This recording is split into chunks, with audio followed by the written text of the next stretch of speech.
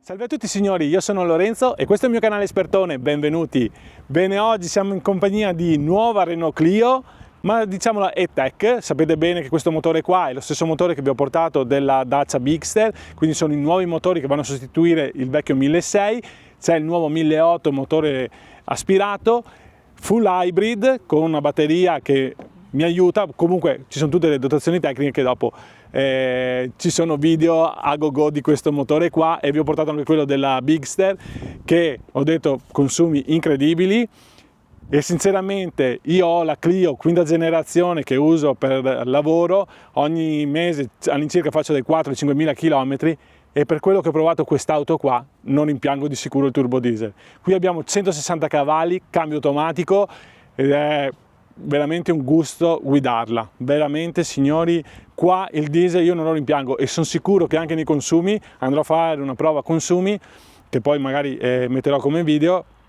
Qua siamo sicuri che supererà anche la Clio diesel. La Clio diesel che ho adesso faccio all'incirca sui 26-27 km con 1 litro di gasolio, usandola normalmente. La userò, domani andremo a fare un giretto e vediamo come va, però dentro è tutto un altro livello. Ho guidato per un po' e ho detto, se mi chiudono dentro qua, che mi sveglio la mattina mi ritrovo dentro quest'auto, non saprei su che auto sono, perché per me è una categoria molto superiore. Veramente, dopo andiamo a vedere gli interni e vediamo com'è fatta. Esteticamente bella, è una delle poche auto che mi piacciono sia nel frontale, nel posteriore che nel laterale. È fatta bella, almeno a me esteticamente mi piace. È un'auto di categoria B, è un'auto, la Clio ormai compie 35 anni e siamo arrivati alla 6ª generazione. Quante ne vediamo in giro di Clio? Provate a guardare in giro, anche perché le Clio aziendali sono una delle poche auto che ancora le fanno diesel.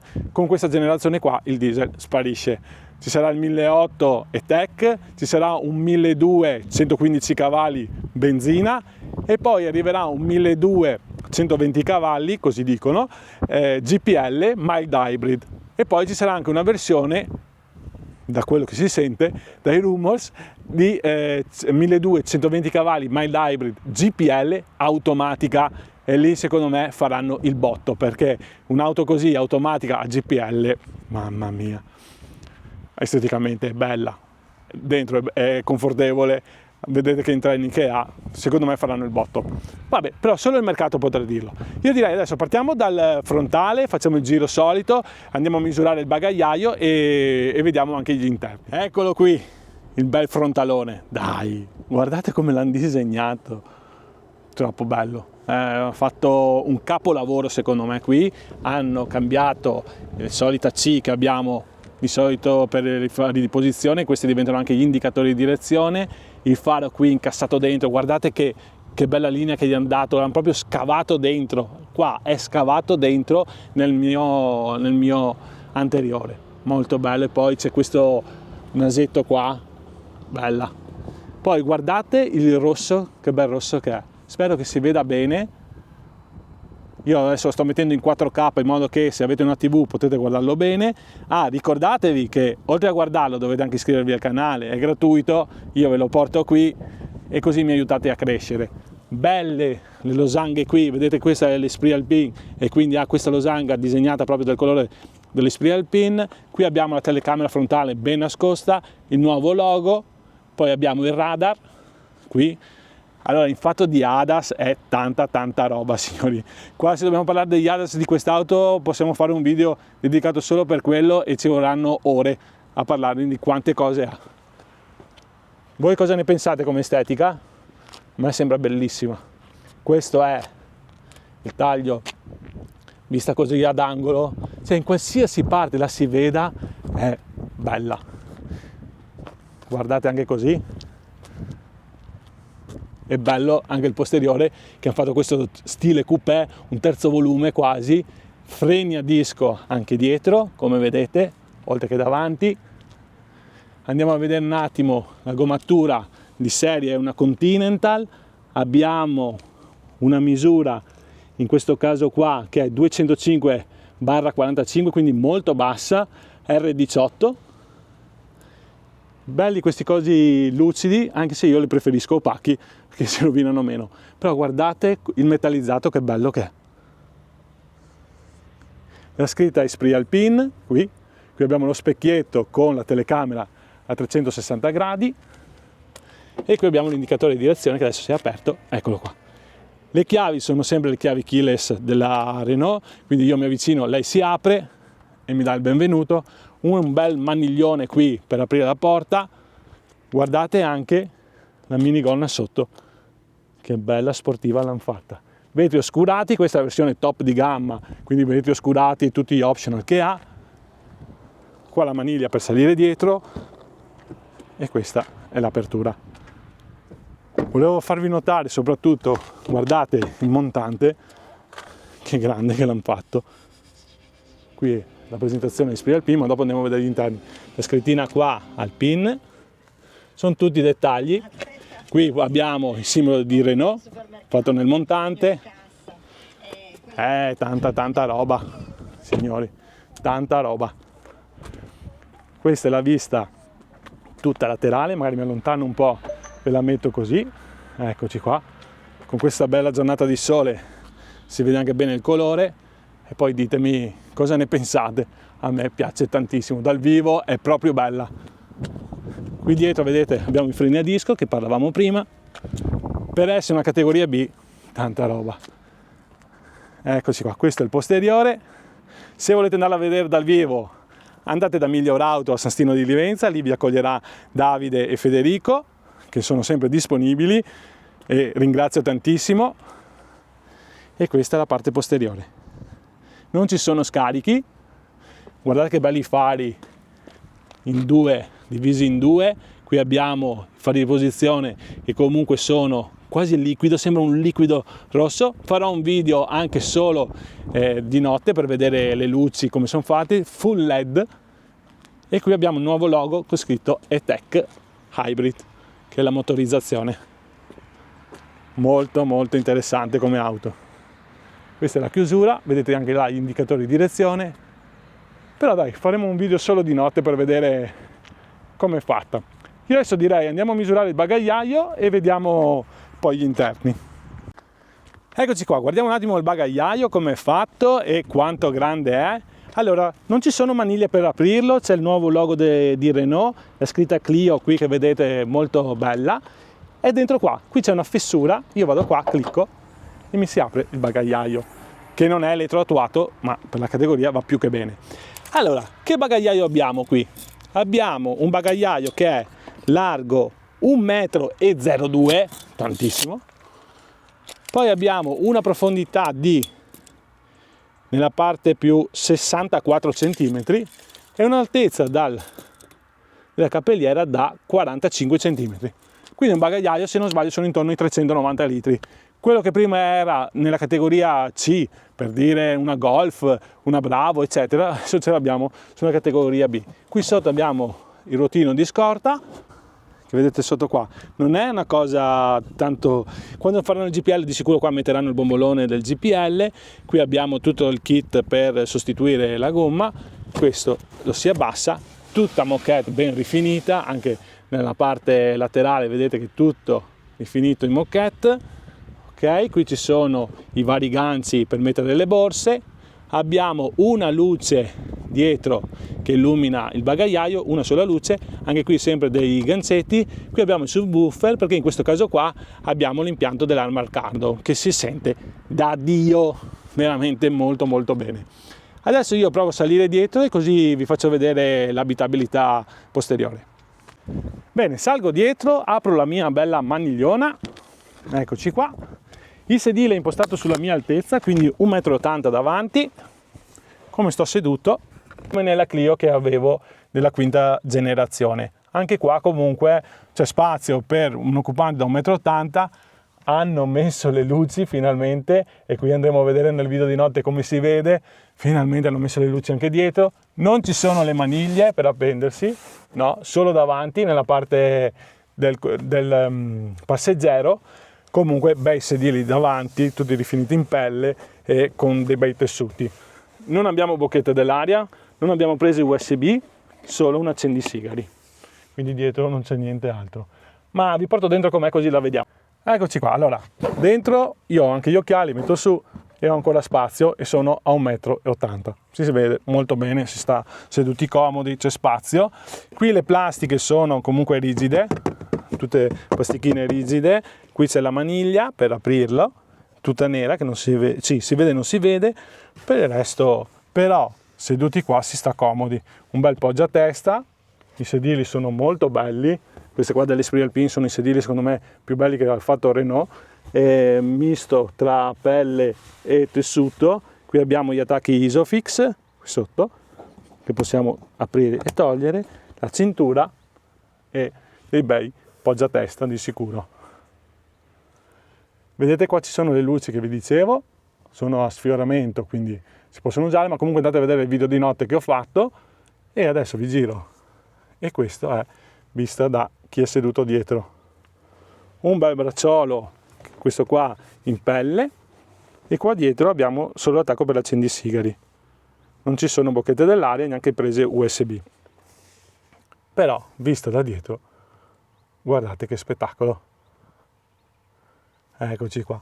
Qua tutto in pelle, bello il poggiatesta fatti così curvi, come anche sul Captur, che serve per chi fa retromarcia, dopo per vedere meglio l'angolo, anche se qui vi consiglio di mettere la telecamera, in questo caso a 360 gradi, perché il lunotto dietro è veramente ridotto all'osso, piccolino. Bene, poi vedete luci complete, abbiamo le plafoniere qui davanti, sempre a LED, qui sotto abbiamo la luce anche per quanto riguarda, bene, molto bene, tutto a LED. Guardate che bello anche il specchietto retrovisore, che è molto senza cornici, molto bello esteticamente. Il volantino dell'Esprit Alpine, bello, sportivo. Comunque adesso andremo a vedere davanti come è fatto e parliamo un po' di ADAS e di tutte le funzioni che ha. Altro particolare che mi sono dimenticato di dirvi, e per farvi vedere la qualità come è cambiata, guardate le guarnizioni che hanno messo dentro nell'auto, guardate come sono fatte. Non sono più a vista, anche esteticamente molto belle, e non si sentono frusci, non si sente nulla. Anche il colore, vedete qua, non ci sono differenze, ma quanto bella è, guardate che frontale che ha. Scusate signori, ma questa estetica mi sta piacendo tantissimo. Eccoci qua, allora controlliamo un attimo il pannello porta. Qui abbiamo sempre plastiche belle rigide, qui abbiamo, guardate che bella questa parte qua, tutta in alcantara con le impunture qui in blu colore Esprit Alpine. Qui abbiamo una luce che andremo a vedere sul video di notte come si illumina e come funziona. Pelle, sempre con le cuciture a vista. Qui abbiamo lo specchietto, il finestrino da abbassare e la maniglia nera. E qua tutta plastica, bella croccantina. Ecco, un particolare che volevo farvi vedere, guardate qua questa parte delle bocchette dell'aria, vedete che sfuma, c'è dal grigio che sembra quasi il metallo quando ha preso una scaldata, invece è proprio un effetto ottico, molto bella questa cosa qua che hanno fatto, dal blu che sfuma, vedete? Spero si veda nel video. Poi qua tutto in alcantara, anche qua rifinito bene, qui abbiamo le plastiche, comunque sono tutte plastiche rigide, e poi abbiamo i tappetini, che finalmente ha messo dei tappetini di qualità alta antiscivolo, e questa è la parte del guidatore e del passeggero. Guardate che sedili che hanno fatto per chi guida, sono molto contenitivi e molto belli esteticamente. Le cinture con il bordino blu non sono regolabili in altezza, come vedete sono fisse, e questa è la plancia vista da questo lato qua. Guardate che spettacolo che hanno fatto. No, beh, per essere una categoria B è rifinita molto molto bene. Abbiamo anche la ricarica a induzione, in questo caso qua metto il mio cellulare, si ricarica tramite induzione, doppia presa USB-C. I comandi sono quelli della climatizzazione uguali a quelli di Captur, uguali a quelli di R5, eccetera. Anzi, secondo me qua è molto simile alla R5, doppio display da 10 pollici. Adesso andiamo a accendere, così vediamo anche la presentazione, abbassiamo il volume, eccoci qua. E questa è la nostra auto. Bellissimo il volantino qua tagliato sotto, anche qua sempre in alcantara con le cuciture colore della bandiera francese. qui abbiamo il nostro cambio automatico, qui abbiamo i terzi e anche il nostro satellite. Allora, è un po' affollata, sì, ci si può sbagliare, l'hanno alzata tanto questa leva qua, a differenza dell'Austral che avevo provato, che era facile sbagliarsi uno con l'altro. In questo caso qua sono vicini, però uno che è abituato a usare Renault, sinceramente a me non ha dato disturbo. Una novità molto grande è questa qui, questo sensore infrarossi che ve l'avevo già fatto vedere per quanto riguarda Austral. Che cos'è? Questo monitora 24/24 quando sto guidando, che non mi distraggo. Se mi distraggo, può essere che magari, allora purtroppo l'altro giorno ho assistito a un incidente molto grave, anzi la persona purtroppo è deceduta, che si è sentita male, ha invaso la corsia e si è schiantato su un albero. Bene, sono scene che non si vorrebbe mai vedere, però purtroppo succedono. Quindi a volte quando mi lamento degli ADAS non sarebbe mai da dire niente, perché sono tutti sistemi di sicurezza. Addirittura questo qui monitora, lui manda un allarme, dice attenzione che non stai mantenendo il volante, ma una persona si sente male, lui riesce a, tramite tutta la tecnologia dei computer eccetera che c'è all'interno, sensori di radar frontali, posteriori e tutto quello che va dietro, cosa dice? Ehi, non reagisci? Perché non reagisci? Fino a un certo punto lui dice qua non c'è nessuna reazione, bene, vado a rallentare l'auto, quindi tengo sempre la distanza di sicurezza dall'auto che mi precede, non invado la corsia, vado a rallentare e accosta direttamente l'auto fino a fermarla, accende gli indicatori di direzione doppi, quindi le doppie frecce, e spegne l'auto. Se dopo un po' l'auto non viene usata per più di 3 minuti, addirittura mette freno in stazionamento, in modo che se uno si sente male non ci sono problemi, l'auto parcheggia da sola. Bene, torniamo alle cose positive. Anche questa è una cosa positiva, ma speriamo non succeda mai. Vedete sempre la bocchetta dell'aria con quel colore lì, molto interessante. Bene, poi che dire, le bocchette dell'aria, che certi mi dicono Lorenzo, ma le bocchette dell'aria perché non hanno più il cursore qui per accendere e spegnere? Non lo so, se lo fanno per risparmio o per cosa, però adesso le bocchette o si girano e si chiudono, oppure non si può più regolare il flusso d'aria, si può solo regolare la direzione ma non più il flusso. E anche questi sono particolari che magari qualcuno ci potrebbe pensare. Qui sopra abbiamo i tasti di accensione e il volume della nostra radio, e questo qua è il nostro display. Farò uno speciale solo per l'infotainment, così vi faccio vedere come è fatto. Però anche qui abbiamo il tastino per il multisense per cambiare da comfort, sport, comfort, ecco, vedete, sport, smart, comfort ancora, ecco. Sono i vari sistemi di guida. Se io metto in eco consuma molto meno, le prestazioni sono più basse, ma però risparmio molto carburante. Guardate la media fino adesso, 3,8 litri per 100 km.